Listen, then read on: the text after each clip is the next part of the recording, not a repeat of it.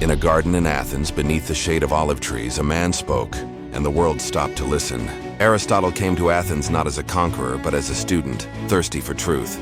At Plato's academy, he learned that the world could be explained through ideas.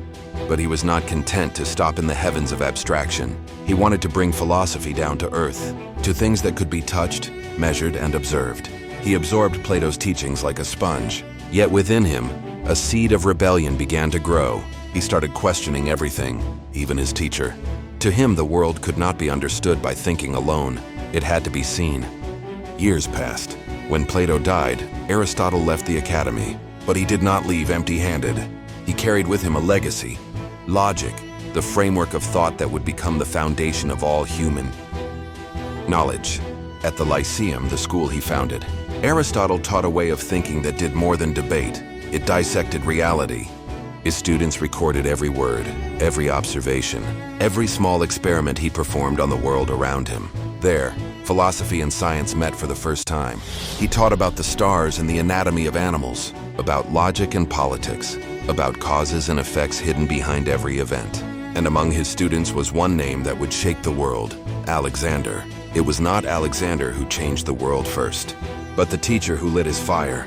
Because before empires were born on the battlefield, they were born in the classroom, from Aristotle's words. Before the world knew him as Alexander the Great, he was just a young man with bright eyes and an uncertain heart. In the palace of Macedonia, Aristotle was summoned not to teach an ordinary student, but a future world conqueror. Alexander sat before his teacher, hands on his lap. As a map of the world yet to be conquered lay before him, Aristotle did not speak of war. He spoke of thought, of logic, rhetoric, ethics, of understanding humanity before ruling it. Alexander did not learn how to fight. He learned how to think. He learned to recognize the illusions of power, to understand motives behind decisions, and to dissect every situation as a scientist analyzes an experiment. Days passed. Between discussions and writings, something stronger than a shield was forged: awareness. Alexander now understood. The world was not only to be conquered, but to be understood. And when he finally led his armies, he carried more than spears and swords. He carried Aristotle's logic in every step. Alexander conquered the world with military power. But before that, Aristotle had already conquered his mind. What if a student dared to challenge his teacher and ended up changing the way all humanity thinks? Plato saw the world as a shadow of ideal forms. He said reality was but a reflection of unseen perfection. But Aristotle saw something more tangible. To him, ideas without matter were empty. The world was not merely a mirror, it was a teacher. He wrote with cutting precision, "There is no form without matter." Those words became a flame that burned through Plato's foundations. Their debate did not end in the classroom. It spread across centuries. Through every library, every university, Plato gave humanity dreams. Aristotle gave humanity the tools to build them. And while Plato's academy kept gazing at the sky, Aristotle walked the earth holding a leaf, observing an animal, asking, "Why does it move this way?" Plato wanted man to escape the cave of shadows, but Aristotle opened the door and stepped into the real world. A sword can cut flesh, but logic cuts through ignorance. Aristotle created something far more dangerous than a weapon, way of thinking that could never be broken. He wrote of syllogism. If A is true and B is true, then C must be true. Simple, yet powerful enough to shake the world. Through this logic, humanity learned that truth no longer depended on gods or fate, but on reasoning. From palaces to courts, from science to law, Aristotle's legacy of logic became the foundation. He built the mental structure that would give birth to modern philosophy, mathematics, and even artificial intelligence. In the silence of his study, Aristotle may not have known that every argument made centuries later would still pulse with his logic. Times change, weapons evolve, but Aristotle's logic still holds the world by the tip of a pen. While philosophers debated in grand halls, Aristotle found his answers in the garden, in the wings of a butterfly, in the step of an ant. He believed truth was born not only from words, but from observation. On the shores of Lesbos, he studied fish, squids, and birds, recording their behaviors, patterns, structures, with a precision that rivals modern scientists. He wrote hundreds of pages on anatomy, reproduction, and the chain of life. He saw the harmony of nature not as coincidence, but as a system to be understood. With ink-stained hands and sand between his fingers, Aristotle created the first biology in history. He saw life not as a mystery to be worshipped, but as a puzzle to be solved. Before science had microscopes, Aristotle had already seen deeper than anyone else. Before there were laboratories, there were thoughts. Before experiments, there was the question, why? Aristotle viewed the world not as magical mystery, but as a system governed by causes. He rejected miracles without reason. To him, everything had an explanation, a causa. 4 causes: material, formal, efficient, final. From this, the scientific method was born.